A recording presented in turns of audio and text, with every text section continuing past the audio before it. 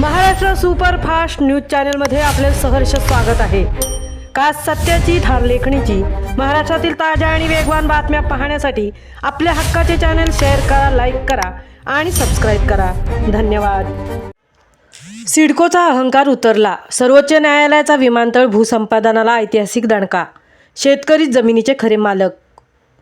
नवी मुंबई आंतरराष्ट्रीय विमानतळासाठी करण्यात आलेल्या जमीन संपादनाबाबत सर्वोच्च न्यायालयाने आज 16 मार्च 2026 रोजी राज्य सरकार आणि सिडकोला मोठा धक्का दिला आहे।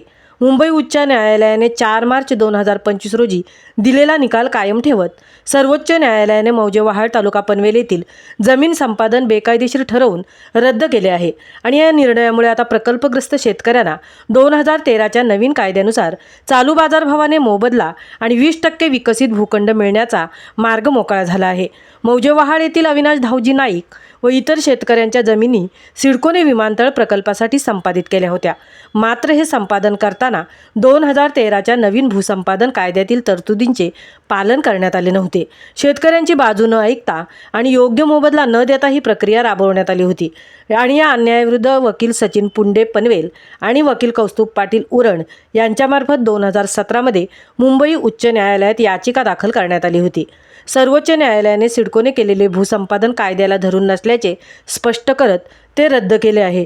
तसेच या जमिनीवर सिडकोने इतर कोणाला भूखंड वितरित केले असतील तर ते देखील रद्द ठरवण्यात आले असून मूळ शेतकरी जमिनीचे खरे मालक असल्याचे घोषित केले आहे। आता शेतकऱ्यांना नवीन कायद्यानुसार जमिनीचा चालू बाजारभावाप्रमाणे रोख मोबदला आणि 20% विकसित भूखंड मिळणार आहे। सिडको सध्या प्रकल्पग्रस्तांच्या 22.5% योजनेअंतर्गत केवळ 16.75% भूखंड देते आणि जमिनीचा कोणताही मोबदला रोख दिला जात नाही।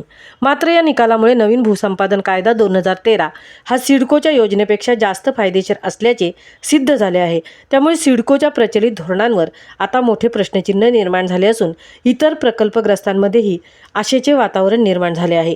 या निकालामुळे पनवेल आणि उरण पट्ट्यातील प्रकल्पग्रस्त शेतकऱ्यांमध्ये आनंदाचे वातावरण असून हा कायदेशीर लढा देणाऱ्या वकील आणि शेतकऱ्यांचे कौतुक होत आहे। महाराष्ट्र सुपरफास्टसाठी MD भोईर, सहतृप्ती भोईर, उरण।